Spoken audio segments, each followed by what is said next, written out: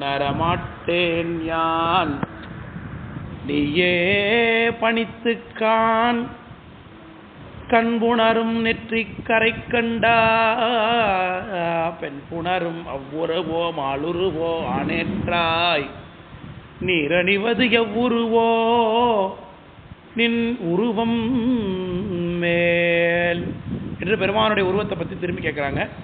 உன்னுடைய உருவம் என்ன இது அப்படிங்கிறத என்னால் தெரிந்து கொள்ள முடியாது. பண்பு உணர மாட்டேன் நான் நீயே பணித்துக்கான்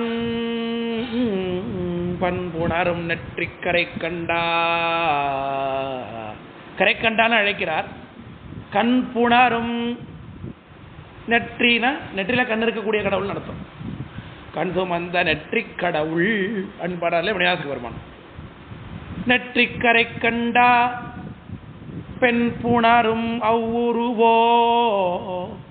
அம்பாலோடு கூட இருக்கக்கூடிய அந்த உருவம் உருவமா, மால் உருவோ திருமால பாகத்தில் வைத்திருக்கக்கூடிய உருவமா, ஆனேற்றாய் நீரணிவது எவ்வுருவோ நீ நீரணிந்து காட்சி கொடுக்கக்கூடிய கோலம் இந்த கோலம் என்பதை நீயே சொல். நின் உருவமேல் பணித்துக்கான் பணி கொண்டு பணி கொடுத்து காட்டு கண் போனாரும் நெற்றி கரை கண்டா அப்படின்னார். அவ்வளோதான்.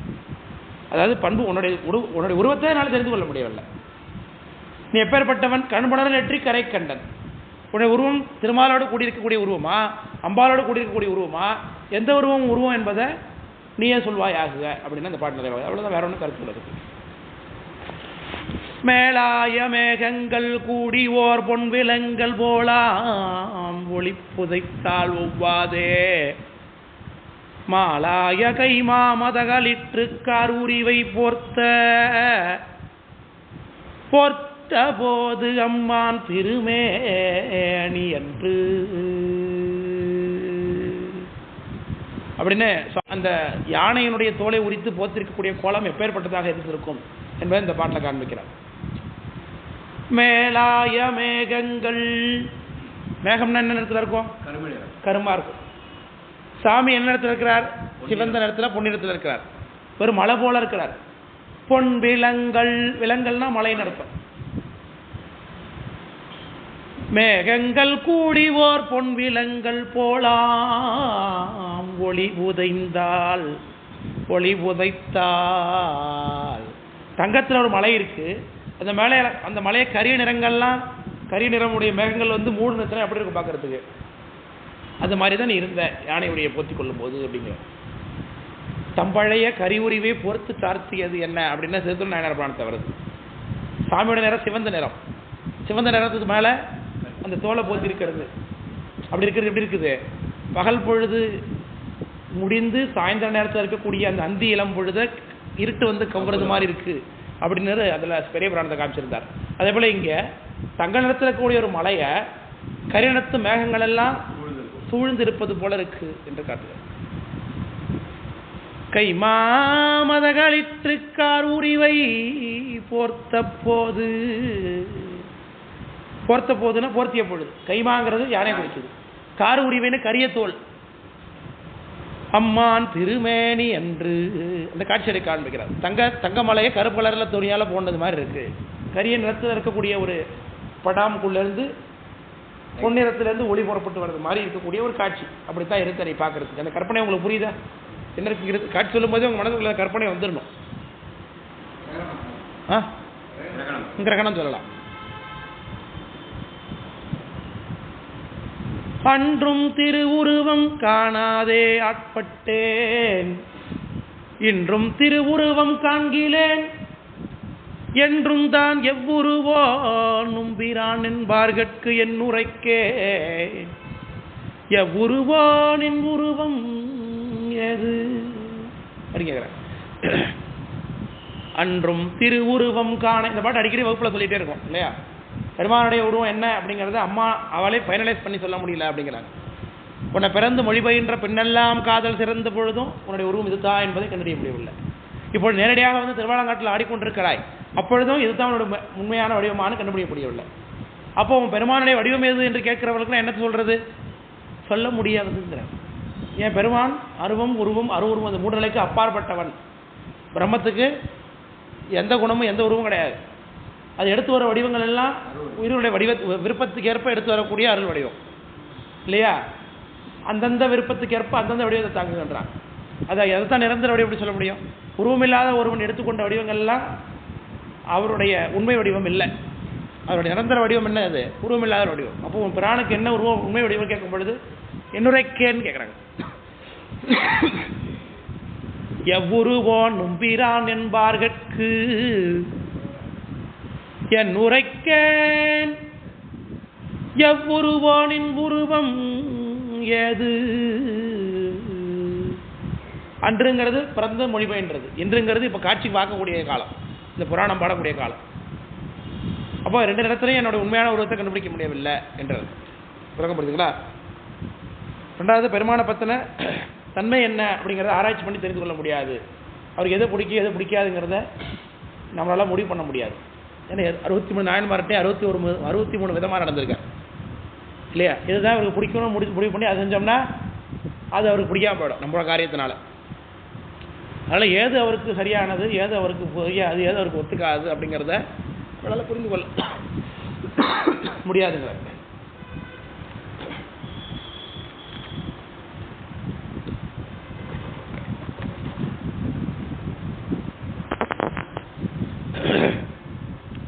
ஏதொக்கும் ஏது ஒவ்வாது ஏதாகும்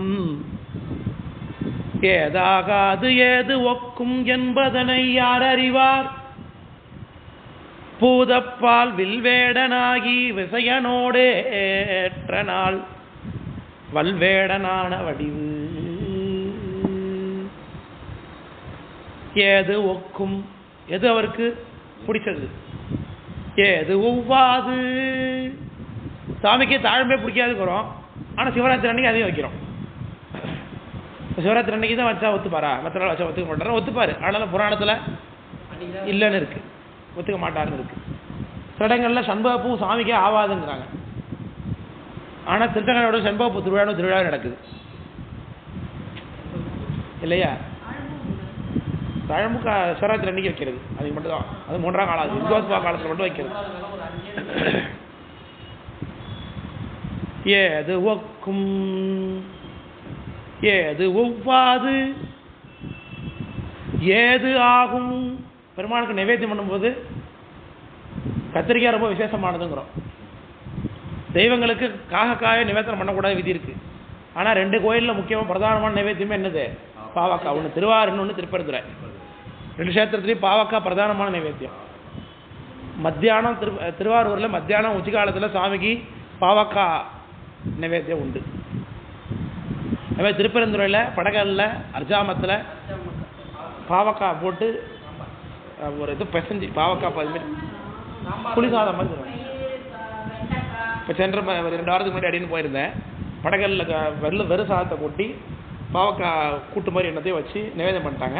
அப்புறம் அந்த பூஜை பண்ணுறவங்களே அது அங்கேயே கையிலே பிசைஞ்சிடுறாங்க. எல்லாத்தையும் பிசைஞ்சு பார்த்துட்டு வந்து எல்லாரும் கையில் ஊட்டி கொடுத்துட்டாங்க. புளிசாதம் மாதிரி தான் இருந்தது. அதாவது வெள்ளை சாதம் தான் நைவேத்தியம் ஆச்சு. பாவக்காய் தொட்டுக்காய் கையில் வச்சுருந்தாங்க. ஆனால் இடத்தையும் பிசைஞ்சதுக்கு பிறகு எப்படி இருக்குது? புளிசாதம் மாதிரி இருக்குது.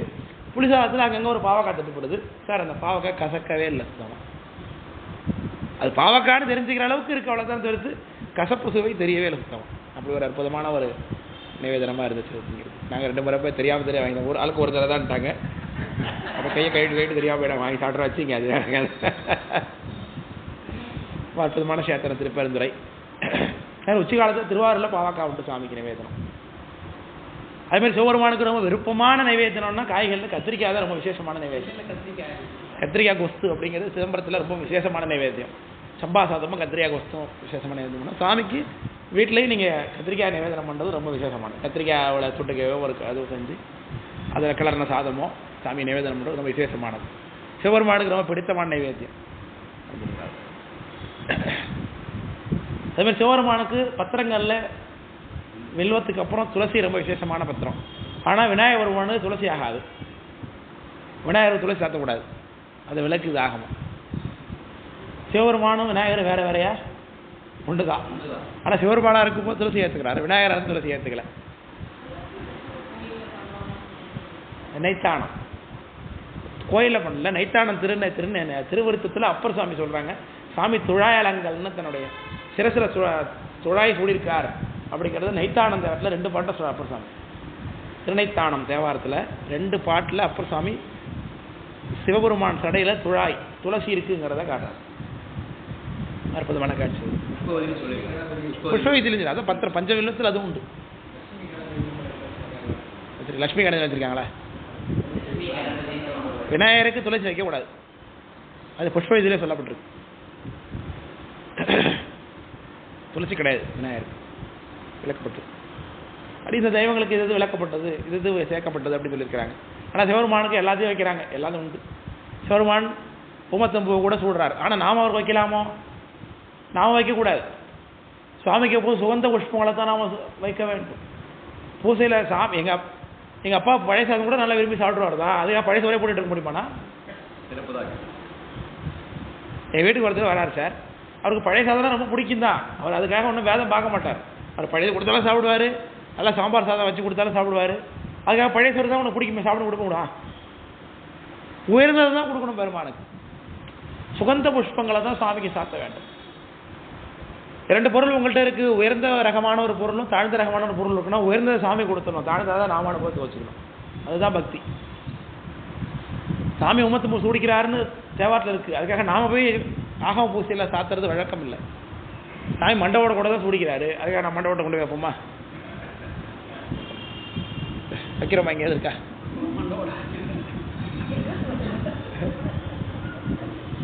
அதனால நந்தை எப்போதும் கும்பிடவர்களுக்கு உண்டுங்கிறார். அதனாலதான் மணிவாசகரமணி ஏதவனூர் ஏதவன் பேர் ஆறுற்றார் அயலார் ஏதவனை பாடும் பரிசேலோர் எம்பாவாய்னு பாடுறாங்க. கோயில் பிழா பாதாளம் ஏழினுக்கீழ் சொற்கழிவு பாதமலர், அந்த பாட்டில் வருது இல்லையா? போதார் புனை முடியும் எல்லா பொருள் முடிவே. பேதை உருவால் திருமேனி ஒன்றல்லன் ஏதவனூர் கோயிற் பிடாப்பிள்ளையால் மன்னோர் தாளும் அதில் சொல்லுங்க. அப்படி ஏதவனூர் ஏதவன் பேர் ஆறுற்றார் அயலார். யார் அவருக்கு நெருக்கமானவங்க, யார் அவருக்கு நெருக்கம் இல்லாதவங்க, எது அவருடைய பேரு, எது அவருடைய ஊர் அப்படின்னு சொல்லுங்க அப்படின்னு அந்த பெண்கள் கோயில் பிடாப்பிள்ளைகள் அந்த பெண்கள்கிட்ட கேட்கறாங்க. 1000 பேர் தான் தில்லையிலம் கொட்டாம. அதனால ஏதொக்கும் ஏதவ்வாது ஏதாகும் ஏது ஆகாது ஏது ஒக்கும் என்பதனை யார் அறிவார். பூதப்பால் வெல்வேடனாகி பிசையனோடு ஏற்ற நாள் வல்வேடன் ஆன வடிவு. இந்த வேட குளத்தில் போறார் சாமி. முகாசுரன் ஒரு தந்தான், அவன் பன்றியா இருந்தான். அவனை கொள்வதற்காக சாமி போனார். சாமி அம்பு விட்டார், அர்ஜுனன் அம்பு விட்டான். 2 பேரோட அம்பு போய் தச்சுது. அர்ஜுனன் தவங்களைந்து வந்து பார்த்தா முகாசுரனை பன்றிய. வேடுவரன்னா சாமி வந்து நிற்கிறார். பன்றி நாம் சாப்பிட்றதில்ல, என்னுடைய அம்பனாலே செத்து போச்சு, பரவாயில்ல தான் நீ எடுத்துக்கோ அப்படின்னா அர்ஜுனன். ஓ, உன்னுடைய அம்பால செத்துச்சா? நீ யாரு? நீ என்ன பண்ணிட்டு இருந்த? நான் தவத்தில் இருந்தேன். தவத்தில் இருந்தது உனக்கு எப்படி பன்றி வந்து தெரிஞ்சது கேட்குறேன்.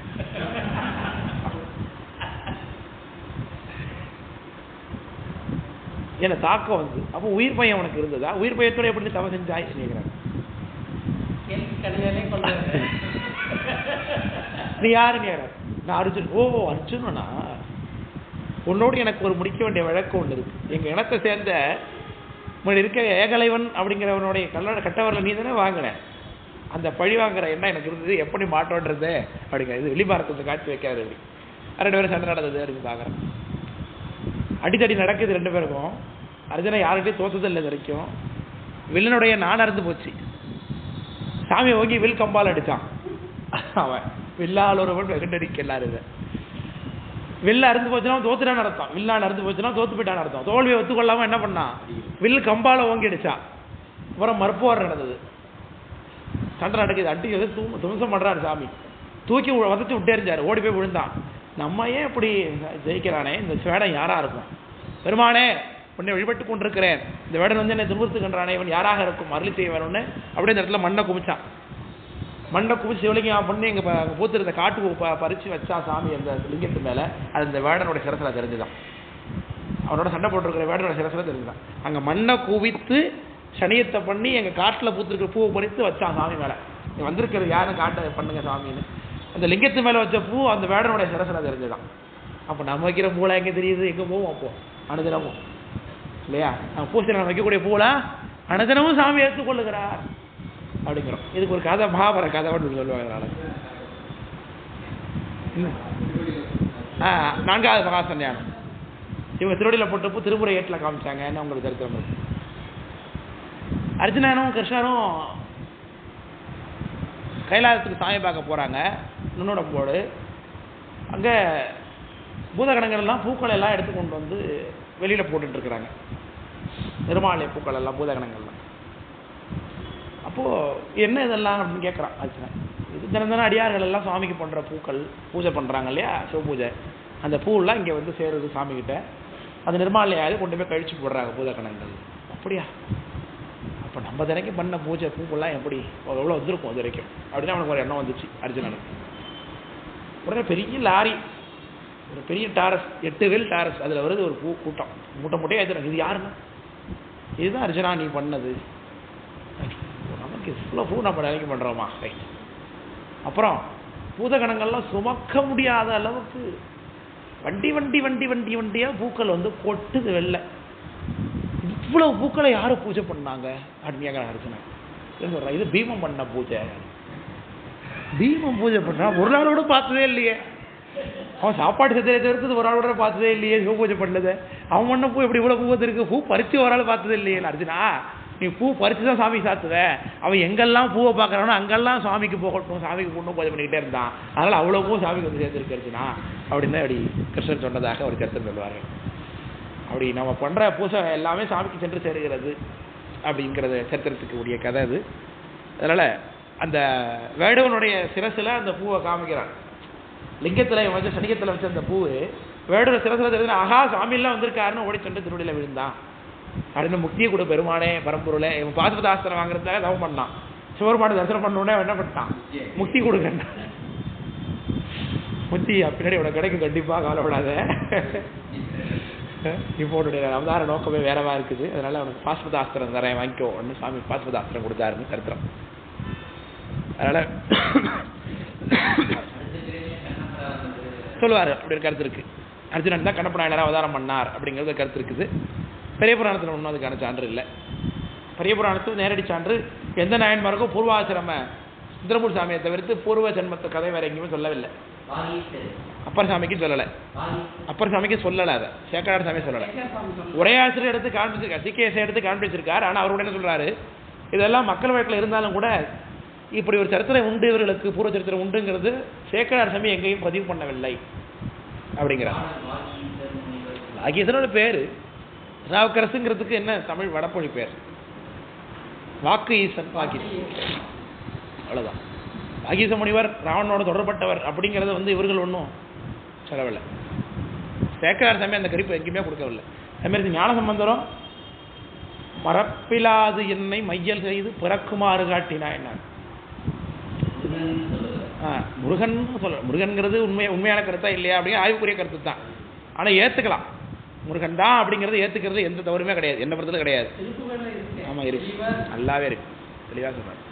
ஒட்டக்கூத்தர் முருகன் என்னுடைய புத்திரன் ஞானசம்பந்தராஜ் என்று சமணர்களை வாதலை வென்றதை எனக்கு சொல்லுவாயாகுன்னு அம்பிகை கேட்கும்படியாக அதை சரஸ்வதி வாயிலாக வைத்து தக்கையாக பரியில் காட்டுறார். இது அருணகிரிநாதருக்கு முன்பே இருந்த கருத்து.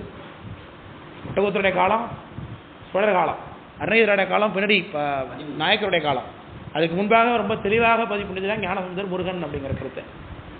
அதனால் அது ஏற்றி சொன்ன கருத்து மாதிரி சொல்லவில்லை. இருக்குது, ஏற்றுக்கிறது ஏற்றுக்கலாம், ஏற்றுக்காமல் அவங்களோட விருப்பம் இருந்தான்னா இல்லைன்னா அதை பற்றி நம்ம கருத்து கிடையாது. இப்போ எனக்கு பிடிச்சிருக்கு ஒத்துக்கிறேன், அவ்வளோதான். இது நீ கல் இல்லைன்னு சொல்கிறது மறுக்கிறது என்னோட வேலை கிடையாது. இதுதான் அதான் சேக்கரார் சாமி எந்த நாயன்மாருக்கும் பூர்வ சரித்திரம் சொல்ல மாட்டார். ஆனால் குறிப்பில் சொல்வார், சேவில் திகழ்ந்தவர் திரு மைந்தரான திருஞான சம்பந்தர்னார். ஞான சம்பந்தர் நேரடியாக சிவபெருமானுடைய மைந்தர் அப்படின்னே சொல்றார் சேக்கரார். உபசாரத்தினால அமைந்தரா முருகன்கிறதுனால அமைந்தராங்கிறது நமக்கு தெரியாது. ஆனால் சாப்பாடுக்காரங்க வந்துடுறாங்க. ஆனால் வழுதி கூண் நிமிர்த்திய பெருமாளே அப்படின்னு கூண் நிமிர்த்துறதே முருகப்பெருமான் தான் காமிச்சு ஞானசந்தர்பலை காமிக்கிறார். அதனால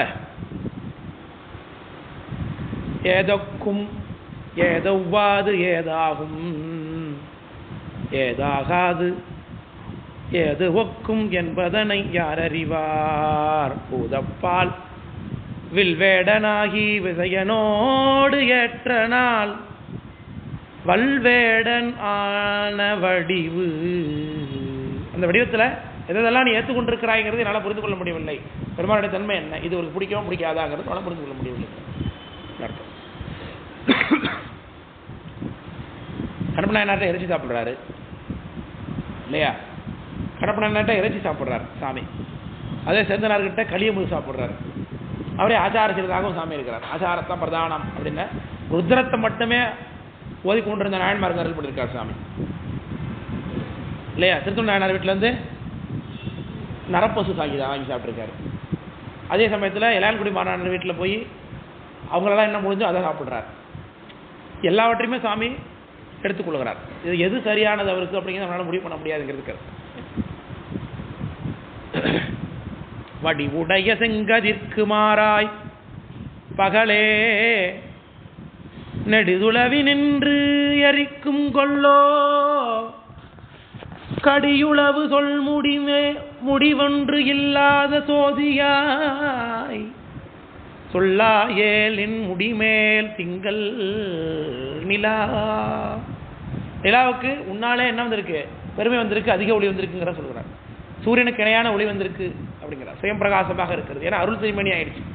நிலா சுவாமிகிட்ட இருக்கிறது என்னது? அருள் வடிவமாகிய நிலா. அது உண்மையான நிலாவா? அருள் வடிவமான நிலா.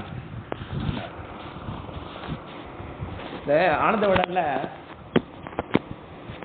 ரொம்ப காலத்துக்கு முன்னாடி விகடன் மேடைன்னு ஒரு பகுதி வரும். அப்போ நான் தொடர்ந்து படிச்சுட்டு இருந்த ஆனந்த விடனை கிட்டத்தட்ட அடியன் 10ஆம் படிக்கும்போதுலேருந்து கல்லூரி படிக்கிற காலம் வரைக்குமே ஆனந்த விட தொடர்ச்சியாக வாரந்தோறும் வாங்கிடுவேன். நான் முதல்ல ஆனந்த விடம் படிக்க ஆரம்பித்த போது அதோட விலை வந்து 8 ரூபா. கடைசியாக நான் ஆனந்த விடம் படிக்க வேணாம், இனிமேலுக்கு இது தொட வேணான்னு நிறைவு பண்ண காலத்தில் அதோட விலை 25 ரூபா. அப்படி படிச்சிருக்கேன் ஆனந்த விடம் வச்சுக்கலேன். வரிசையாக எல்லாத்தையும் படிக்கிறேன் வாரந்தோறும். அது எப்போ வியாழக்கிழமை வரும்னு நினைக்கிறேன். அது வியாழன் வரும் ஆனந்த விடம். வியாழக்கிழமை எப்போரும் வெயிட் பண்ணிகிட்டே இருப்பேன். அந்த ஆனந்த விடம் வாங்கி பிடிக்கிறாங்க. இந்த ஆனந்த விடனில் வேடன் மாடின்னு வரும். அப்போ முன்னாடி அதில் ஒரு தடவை இந்த திராவிடர் கழக தலைவர், தற்போதைய தலைவர் வீரமணி அவர் வந்து விகடன்பாடியில் கேள்விக்கு பதில் சொல்லிட்டு இருக்காங்க. விகடன்பாடினா நிறைய கேள்வி எழுதி அனுப்பலாம். யார் விகடன்பாடியில் அடுத்து பதில் சொல்லுவாங்கன்னு சொல்லிடுவாங்க. அவங்களுடைய கேள்விகளை எழுதி அனுப்பிச்சோன்னா சிறந்த கேள்விகளை அவங்களுக்கு கொடுத்து அதுக்கான பதில் அவங்க எழுதி அனுப்புவாங்க. அது பிரசுரமாகும். அதில் விகடன்பாடியில் அவர்கிட்ட நீங்கள் நாத்திகம் பேசுகிறீங்க, அதில் தமிழையும் எதிர்த்து பேசுகிறீங்க, தேவாரம் திருமுறை இதெல்லாம் தமிழுடைய சொத்து இல்லையா, கடவுள் நம்பிக்கை இல்லாதனால இதெல்லாம் நீங்கள் எதிர்க்கிற மாதிரி ஆகிறீங்களே, இது எப்படி ஏற்றுக்கிறதுனா அதுக்கு அவர் பதில் எழுதியிருந்தார். பித்தா பிறைசூடின்னு பாடியிருக்கிறாங்க. பிறைசூடி அப்படிங்கும்போது நிலா வந்து சிவபெருமானுடைய சிரசில் வச்சிருக்கிறாருன்னு அர்த்தமாகுது. அப்போது நீல் ஆம்ஸ்ட்ராங் சிவபெருமானுடைய தலையில் காடை வச்சாருன்னு எடுத்துக்கலாமா அப்படின்னு அவர் கேள்வி எழுதி பதில் எழுதியிருந்தார். அப்பாடியே நாத்திக சிந்தனை இருந்ததுனால ஆமாம் நல்ல கேள்வி, நல்ல பதில் தான் அப்படி தோணுச்சு. சிவபெருமான் சிரசில் நிலா வச்சிருக்காருன்னா உண்மையான நிலாவை கிழிச்சு வச்சிருக்காரா? பெருமானுடைய கோலத்தில் இருக்கக்கூடிய அத்தனையுமே அருள் திருமேனி. உடம்புல இருக்கக்கூடிய யானை உரியாக இருந்தாலும், புலி உரியாக இருந்தாலும், சிரசை சுடக்கூடிய கொன்றை மாலையாக இருந்தாலும், அவர் அணிந்திருக்கக்கூடிய பிறையாக இருந்தாலும், பாம்பாக இருந்தாலும், உண்மையான பாம்பல்ல உண்மையான நிலா போன்று தோன்றிருக்கக்கூடிய அருள் வடிவம் அப்படின்னு சித்தியார் சாஸ்திரம் விரிவாக பேசுகிறது. அப்படி சாஸ்திரங்கள் தெளிவாக கருத்து சொல்லும் போது இப்படி முட்டாள்தனமான ஒரு பதிலை அந்த ஆள் எழுதியிருந்தாரு. அதுக்கு அப்படியே நான் ரொம்ப பாராட்டி கூட பேசிட்டு இருந்தேன்னு வச்சுங்களேன். இன்றைக்கு வாய்ப்பு கொடுத்த சாமி அதை மறுத்து பேசுறதுக்கு இன்னைக்கு சில ஆண்டு எழுதி அது நினைவு வந்துருச்சு. இதை பற்றி பேசும்பொழுது நிலா அப்படி சூரியனுக்கு இணையாக நிலா வச்சிருக்காருங்க நான் வந்துருச்சு எனக்கு. படி உடைய செங்கதிர்க்கு மாற்றாய் பகலே நெடுதுளவி நின்றிருக்கும்னா பகல்லையே பகல்ல இருக்கிற நிலாவை பார்த்துருக்காங்க போல இருக்கு அம்மா. அல்லது நீ காட்சி அளிக்கும் பொழுது அல்லது பகல் கோலத்தில் நீ ஆடும் பொழுது இப்போ சிரசில் தெரியக்கூடிய நிலா, நிலா இரவில் தான் வரும், பகல்லையும் தெரிகிறது. நீ ஆடுறதுனால, பகல் ஆடுறதுனால, நண்பகல் ஆடுறதுனால. சாமி நண்பகல் ஆடுறாரா? நண்பகல் ஆடுறார் அப்படிங்கிற குறிப்பு இருக்கு. நள்ளிரவில் ஆடுறாருன்னு இருக்கும், ஈவினிங்கில் ஆடுறாருன்னு இருக்கும். ஆனால் நான் காலையில் பகலில் ஆடுறாரு இருக்கு, ஆனால் காலையில் ஆடுறது மாதிரி வரைக்கும் அப்படின்னு பார்த்ததில்லை இது வரைக்கும். அதிகாலையில் பெருமான் ஆடுகின்றார், அதிகாலையில் தாண்டவம் ஆடுறாருங்கிற காட்சி அப்படின்னு வேற எங்கேயும் திருமுறைகள் இது வரைக்கும் பார்த்ததில்லை. அந்த காட்சி மட்டும் இது வரைக்கும் பார்த்ததில்லை. ஆனால் மத்தியானத்தில் தாண்டவம் உண்டு அப்படிங்கிறத சாமி சொல்கிறார், அப்பர் சாமி சொல்கிறார்.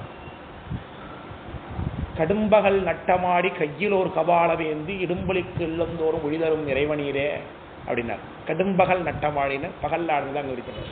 இப்போ சாயந்தர அந்தியில் மானடம் பல இடத்துல வருது. அது நள்ளிரவு நட்டம் என்ற நள்ளிரவில் ஆடுறது பல இடத்துல வருது. காலையில் ஆடுறது மட்டும் தான் அடியே நிறுத்தி வரைக்கும் நான் பார்த்ததில்ல குறிப்பு. சந்தியா தாண்டவத்தை வேணா வச்சுக்கலாம், அது காலை ஒரு சந்திங்கிறதுனால வேணா வச்சுக்கலாம். ஆனால் அதிகாலையில் ஆடுறார் அப்படிங்கிற குறிப்பு வரைக்கும் அப்படின்னு பார்த்ததில்லை. திருப்பள்ளி எழுச்சிதான் அப்படிங்கிறதுனால இல்லையோ நம்ம தெரியல இல்லையா.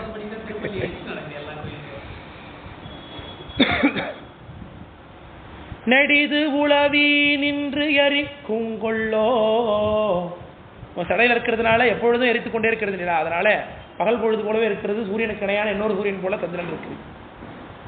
கடியுளவு சொன்முடிவு ஒன்று இல்லாத சோதியாய், சொல்முடிவு சொல்லால் முடிக்க முடியாது, சொல்லி முடிக்க முடியாத பெருமானார் இல்லையா.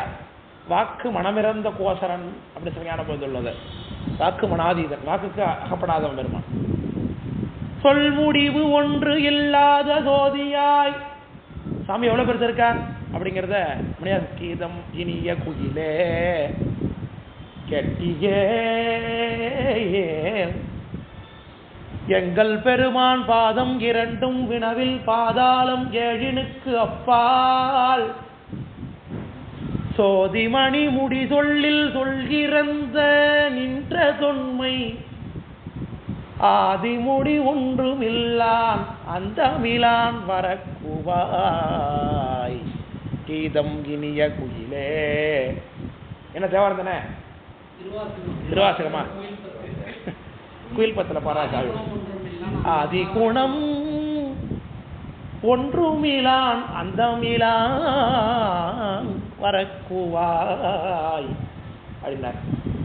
எங்கள் பெருமான் பாதம் இரண்டும் வினவில், திருவடி எங்க இருக்கு? பாதாளம் ஏழினுக்கும் அப்பா. பாதாளம் ஏழு எவ்வளவு பெருசு தெரியாது. அத்தல வித்தல சுதல தராதல சுதாதல பாதாளம் அப்படிங்கிறாங்க. அது 7 வகை கீழ் உலகம். சோதிமணி முடி சொல்லில், ஒரு முடி என்னன்னா, முடி எங்க இருக்கு? சொல்கிறந்து நின்ற தொன்மை, சொல்லால சொல்லி முடிக்கவே முடியாது. எங்க எவ்வளவு பெருசா இருக்காரு சொல்ல முடியாது. ஆதிகுணம் ஒன்றும் இல்லான் அந்த மிலான் வரக்குவாய். இன்னொரு பாட்டுல இன்னொரு பாட்டு பார்த்தோமே, திருவெம்பாவையில் ஒரு பாட்டு பண்ணி இதே பாதாளம் ஏழினும் கீழ் சொற்கழிவு பாதமலர் போதார் புனை முடிமே எல்லா பொருள் முடிவே அப்படின்னார். அப்ப ரெண்டுமே கண்டுபிடிக்க முடியாது, சொற்கழிவுன்னு அந்த இடத்துல சொல்லால் முடிக்க முடியாது. அப்புறம் இந்த இன்னொரு பாட்டு கீதமினிய குயில்ல சொல்கிறந்து நின்ற தொன்மை சொன்முடிவு ஒன்று இல்லாத சோதியாய். அம்மையார் அதே கருத்து பாரு, திருவாசகத்தில் என்ன வருது அதே கருத்துக்கு. சொல் முடிவு ஒன்று இல்லாத சோதியாய்.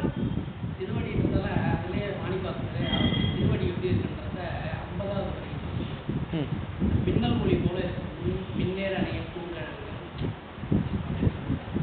வந்து திருவடியோட மொழி எப்படின்னா பின்னல் மொழி எப்படி சோதியாய் சொல்லாயேல் நின் முடிமேல் திங்கள் நிலா. உன் நிலாவை பத்தி சொல்லு. உன் நிலா உண்மையாவே சந்திரன் போல சூரியனை போல இருக்கா, அல்லது உன்னுடைய அருளாலே நிலா சூரியனை போல பகலில் எரிக்குதா என்று கேட்கிறார். நிலா இலங்கு வெண்மதியை நேடிக்கொள்வான் போல் உலாவி உழிதருமா கொள்ளோ நிலா இருந்த செக்கர் அவ்வானமே ஒக்கும் திருமுடிக்கே புக்கு அரவம் காளையே போன்று நிலா இலங்கு வெண்மதியை நேடி கொள்வான் போல் கால நேரத்தில் பாம்பு வந்து நிலாவை பிடிக்க போகுது, அவ்வளோதான் கருத்து. அந்த கருத்து தான் சொல்ல திரும்பவும் உலாவி உழிதருமா கொள்ளோ. பாம்பு ஏன் அங்கேயும் போடிக்கிட்டு இருக்கு? நிலாவை எப்படியா பிடிச்சலான்னு போகுதோ. உழிதறுதல்னா என்ன அர்த்தம்? உழிதர்னா அங்கங்க தெரிஞ்சிட்டு இருக்குன்னு அர்த்தம். உலாவி உழிதருமா கொள்ளோ. கொல்லோனா சந்தேகத்துக்குரிய சொல். கொல் கொள்வான் போல் பிடிச்சுக்கிறது மாதிரி. வெண்மதியை கொள்வான் போல் நிலா இலங்கு வெண்மதி. அப்படின்னா நிலா இலங்கு வெண்மதி என்ன? மதினா பண்ணா நிலானா என்ன? நிலானா அதோடைய கதிர். சென்ற வகுப்புல சொன்ன இதே கருத்தை. நிலானா கதிர் சந்திரன், அதுதான் மதியை குறிக்குது. தெளிவா சொல்ல மதி நம்ம வேற வேற சொல்ல. நிலா இலங்கு வெண்மதியை நேடிக்கொள்வான் போல். நேடிங்கிறது தேடின்னு அர்த்தம். உலாவி உழிதருமா கொள்ளோ நிலா இருந்த செக்கர் அவ்வானமே ஒக்கும் திருமுடிக்கே. கீழே சொல்லப்பட்ட தனிச்சொல்ல இருக்க நிலா உண்மை நிலா. செக்கர் வானம், செக்கர் வானம்னா சிவந்திருக்கக்கூடிய சாந்திர வானம். அப்ப இருக்கக்கூடிய நிலா போல ஒக்கும் திருமுடிக்கே. மாலை நேரத்து நேரம் போல இருக்கக்கூடிய சக்கர் சடை. அந்த சடைக்குள்ள பாம்பு பூந்து பூந்து வருதான். புக்கரவம் காளையே போன்று. அது பூந்து பூந்து வரும் கால் எப்படி இருக்கு பார்க்கறதுக்கு? நிலாவை பிடிக்கிறதுக்கு அது பதுங்கி பதுங்கி வர்றது மாதிரி இருக்கு என்று காட்டுகிறது. காளையே போன்று இளங்கும் மேனி கடும் பகலின் வேலையே போன்று இளங்கும் வெந்நீர் மாலையின் தங்குருவே போலும் சடைக்கற்றை மற்றவர்க்கு விங்கிருளே போலும் இடரு. ஒரு நாளுடைய எல்லா பொழுதுலையும் சொல்லிட்டாங்க அம்மா. அம்மா சாமியோட கோலத்தில் வச்சு அதிகாலையில் அருணன் வருவான். அருணங்கிறவன் சூரியனுடைய சேர்ப்பாக அவன் வருவான். அருணன் கிந்தீரன் திசை அணுகினன் இருள் போய் அகன்றது அப்படி 4 மணியாக வருவான். அருணன் வந்து சூரியன் வரதுக்கு கொஞ்ச நேரத்துக்கு முன்னாடி வந்துடுவான். 5:15 வருவான் அருணன். சித்திரை மாசமா இருந்ததுன்னா 5:15, 5:30, 5:45 நேரத்தில் பார்க்கலாம் அருணன். ஆமா, பௌர்ணமி இது இந்த மார்கழி மாதத்துல பார்க்க முடியாது. ஏன்? பனியா இருக்கும், தெரியாது. அதனால இந்த வானத்துடைய கையெல்லாம் நீங்க நல்லா பார்த்து தெளிவாக பார்க்கணும்னா காலை பொழுது பார்க்கணுன்னாக்க மாலை பொழுது பார்க்கணும். இந்த சித்திரை, வைகாசி, மாசி, பங்குனி இந்த 4 மாதங்களும் ரொம்ப சிறப்பான மாதம் வானவியல் ஆராய்ச்சி கூடியவங்க. ஏன்னா கிளியரா இருக்கும் கை. ஆமா. 2வது வாங்க ஐயா வாங்க. யாரோ வராங்க.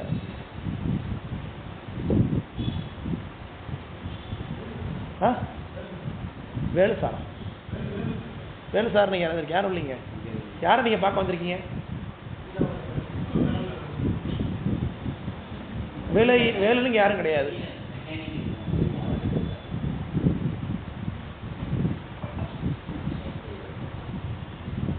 அப்படி அதிகாலையில் எழக்கூடிய அந்த அருணனுடைய நிறம் போல சிவந்த நிறம் சாமிக்கு. நெருப்படைய திருமேனி வெண்ணீற்றன் காட்டினார். காளையே போன்று இளங்கும் மேனி. உடம்பு எப்படி இருக்கு சாமி பார்க்கறதுக்கு? காலை பொழுது போல சிவந்திருக்கு. கடும் பகலின் வேலையே போன்று இளங்கும் வெந்நீர்.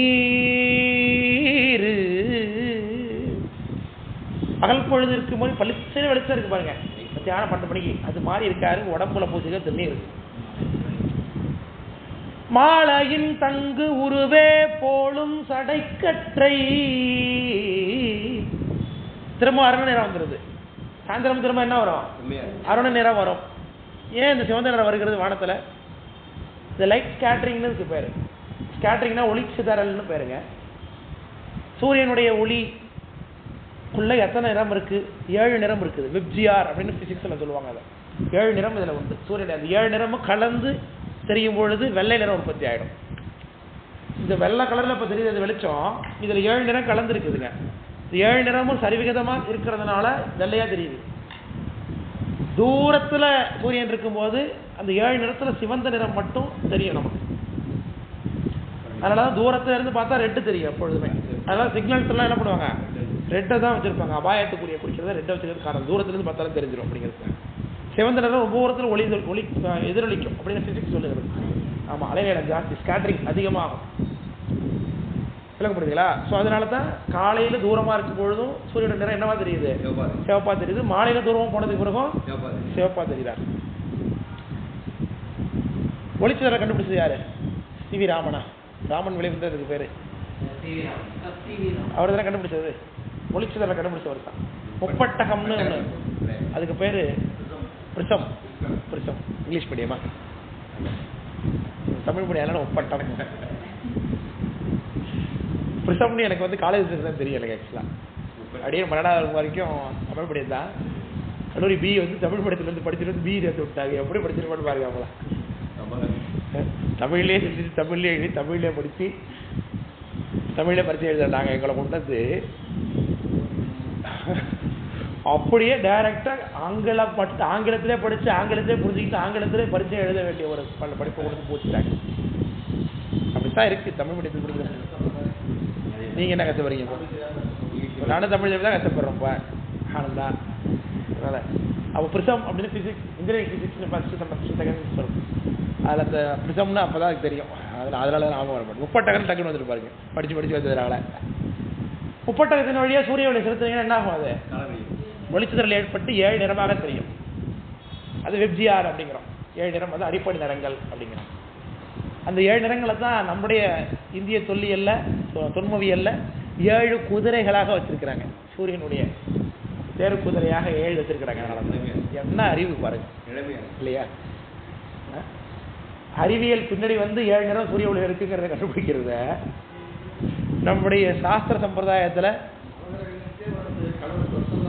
அந்த 7 கலர். செவ்வாய் அப்படிங்கிறது நம்ம வானத்தை ஆனாலும் பார்த்தோம்னா இல்லை டெலஸ்கோப் எல்லாத்தையும் பார்த்தோம்னா ஏதோ ஒரு நட்சத்திரம் சிவப்பாக இருக்கும், ஏதோ 2-3 கூட தெரியலாம். சரி, இதுதான் செவ்வாய் கோள் அப்படிங்கிறது. ஸ்கேட்டரிங் இருக்கு, கண்டுபிடிக்க முடியல. இது ஸ்டார், இது கோளுங்கிறத கண்டுபிடிச்சிருக்காங்க. வானத்தை எவ்வளோ காலமாக பார்த்து தான் கண்டுபிடிச்சிருக்காங்க எல்லாத்தையும். ரெண்டாவது பார்த்து கண்டுபிடிச்ச முடியாது. நம்முடைய இந்திய ஞானங்கள் எல்லாமே இறைவன் கொடுத்தது தான். யாரோ ஒரு புருஷர், யாரோ ஒரு சித்த புருஷர், யாரோ ஒரு அறிவி ஞானி, ஒரு மேதை தான் கொடுத்து பார்த்து சாப்பிட்றது. ஜோதிடமா அதில் மூலநூல் எங்கே கூட கிடைச்சா சாமிகிட்ட தான் நிற்கும். ஆமாம் ஆமாம், அதெல்லாம் அதுக்குரிய செவ்வாய்க்கு சிவப்பு கொடுத்துருவேன், புதனுக்கு நீளத்தை கொடுத்துருவேன், பச்சை நிறம் அப்படின்னு. சுக்கிரனுக்கு வெள்ளி கரெக்டா அது மாதிரி இருக்குது. இதுல சொல்ல வந்தது நினைவு வரல.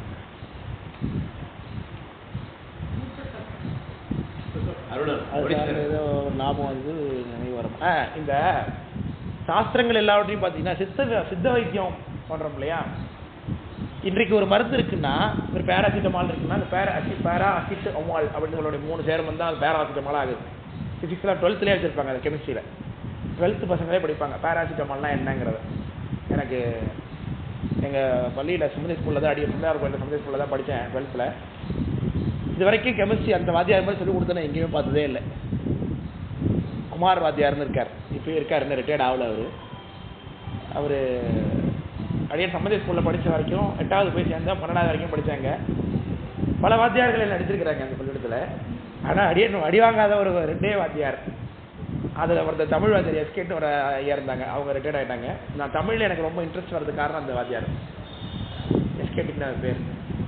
10th வரைக்கும் 8th 9th 10th இது 3த்துக்கும் அவர் தான் தமிழ் எடுத்தார். எனக்கு தமிழ் நிறைய படிக்கிறதுக்கு ஒரு வாய்ப்பு, தமிழ் புரிஞ்சுக்கிறதுக்கு வாய்ப்பு அந்த வாத்தியார் கொடுத்தது. அந்த வாத்தியாரும் அடித்ததே இல்லை என்ன இது வரைக்கும். அவர்கிட்ட அடி வாங்குற வாய்ப்பு அப்படி அது என்னவோ தெரியல, வரிசையாக அடி வாங்கிக்கிட்டே வருவோம். கடைசியாக வரும்போது சரி போங்கடான்னு விட்டுருவார். அதுமாரி தான் நடந்திருக்கே இது வரைக்கும். மற்ற வாத்தியார்ட்டெலாம் வாங்கியிருக்கேன், அது இல்லை. அதே மாதிரி 12th படிக்கும் போது எல்லா பசங்களும் கண்டிப்பாக கெமிஸ்ட்ரி அடி வாங்கிடுவாங்க. ஆனால் அவர் மட்டும் அடிச்சதே இல்லை. ஒரே ஒருத்தர் மட்டும் மிரட்டிருக்காரு, ஏதோ நோட்ஸ் எதோ எழுதலான்னு சொல்லி, ஏன் உன் மேலே கை வச்சாதான் சரியா வருவியா நீ அப்படின்னு ஒரு தடவை மிரட்டிருக்காரு. அப்போ இவர் நம்மளை அடிக்கக்கூடாதுன்னு முடிவு பண்ணியிருக்காரோ அப்படிங்கிறத நாம் ஃபீல் பண்ணி. இது 11th அது கேட்டது. 11th 12th அவர் எனக்கு விஷயம் கெமிஸ்ட்ரி எடுத்தார். இந்த சால்ட்டுன்னு ஒன்று பண்ணுவோம் 12th படிக்கும்போது. சால்ட் டெஸ்ட் ஒன்று தெரியுமா? உப்பு கையில் ஒரு சேர்மத்தையோ தனிமத்தையோ கொடுத்துருவாங்க. அது என்னங்கிறத நம்ம ஃபைண்ட் அவுட் பண்ணி எழுதணும். அது நிறத்தை கண்டுபிடிச்சி அதில் ஸ்மெல்லை வச்சு அப்புறம் அதுக்கு டெஸ்ட் பண்ணி இதுதான் அதோடைய குணங்கள்னு சொல்லுவோம்.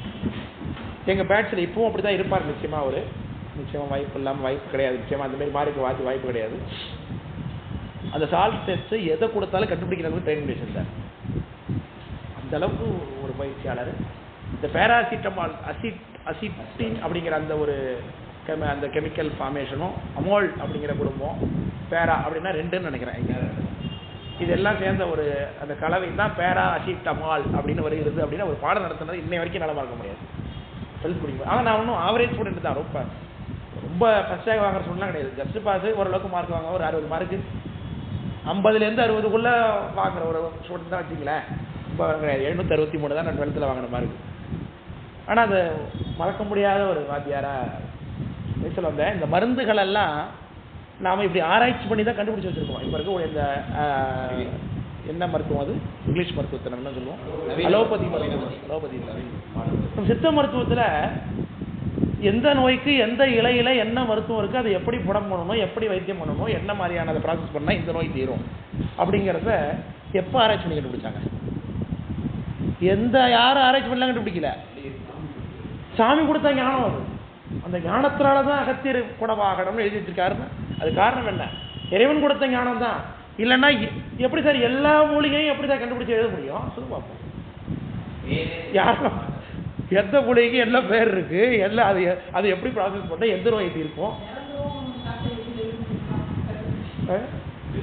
அதனால இந்த நம்மளுடைய சாஸ்திரங்கள் எல்லாத்தையும் கடைசியில் யார் நிற்பா போய் பார்த்தீங்கன்னா சாமி தான் இருப்பார். எல்லாத்தையும் சாமி தான் கொடுத்தார். ஆரணம் ஆகமங்கள் அருளினால் உருவு கொண்டு காரணம் அருளானாகி கதிப்பவர் இல்லையா அப்படின்னா. சீரணி குரு சந்தான செய்தியும் சென்றிடாவே நாரணன் முதலாய் உள்ள சுரர்நரர் நாகர்க்கெல்லாம் சீரணி குரு சந்தான செய்தியும் சென்றிடாவே. மணி உன்னையலாயிட்டு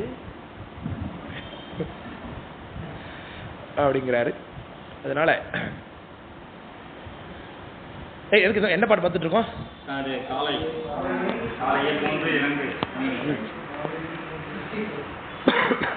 மாலையின் தங்கு உருவே போலும் தடைக்கற்றை மற்றவர்க்கு விங்கிரிலே போலும் விடரு.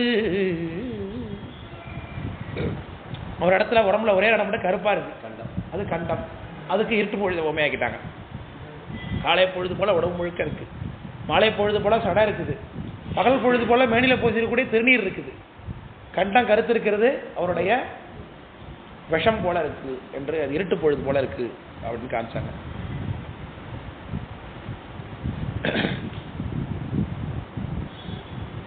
ஒரு சின்ன டீசிங். அடுத்த பாட்டு, அந்த பாட்டு நிறைய பண்ணிடுவோம். சின்ன டீஸ் பண்றாங்க சாமியை பார்த்து.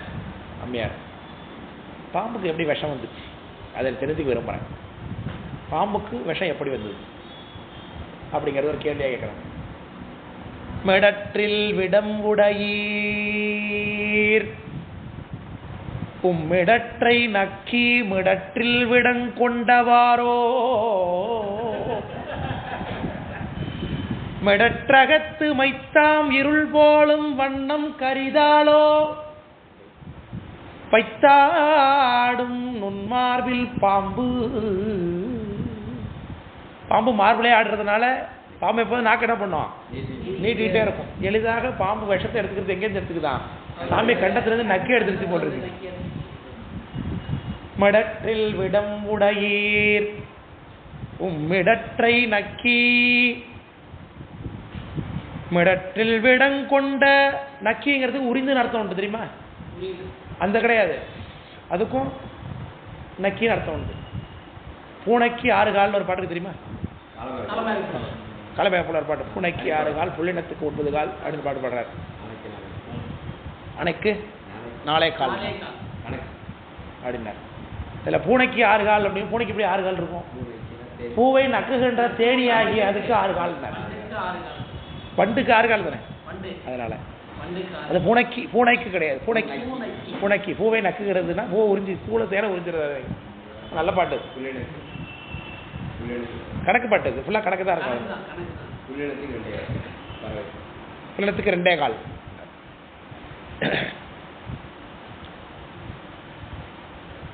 மிடற்றை நக்கி மிடற்றில் விடங்கொண்டவாரோ மடற்றகத்து மைத்தாம் இருள் போலோ வண்ணம் கரிதாளோ. பாம்போட நிறம் என்ன? கரிய பாம்பு அப்படிங்கிறது சுந்தரம சாமி காமிக்கிறாங்க. பாம்புக்கு கருப்பு நிறம் தான். சாமிகிட்ட இருக்கிற பாம்புக்கு என்ன நிறம்?